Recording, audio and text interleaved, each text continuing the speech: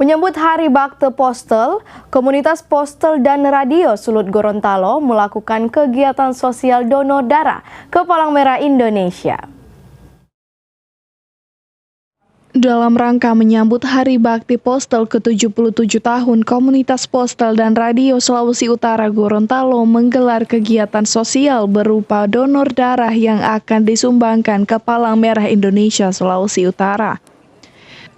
Ketua Panitia Kegiatan Sosial Noib Soldalawo mengatakan kegiatan donor darah tersebut diikuti penuh oleh komunitas pos dan telekomunikasi serta radio di seluruh wilayah Sulawesi Utara. Kegiatan saat ini dalam rangka Hari Bakti Postel ke-77 di tahun 2022. Rencananya berapa kantong yang akan dibutuhkan? Untuk kegiatan donor darah hari ini kami targetkan 50 kantong donor darah hari ini. Kegiatan tersebut diharapkan mampu mengumpulkan 50 kantong darah yang dapat berguna bagi warga atau rumah sakit yang kehabisan stok darah. Seluruh kantong darah tersebut akan diserahkan ke Palang Merah Indonesia Sulawesi Utara. Eka Putra melaporkan untuk Kawanua TV.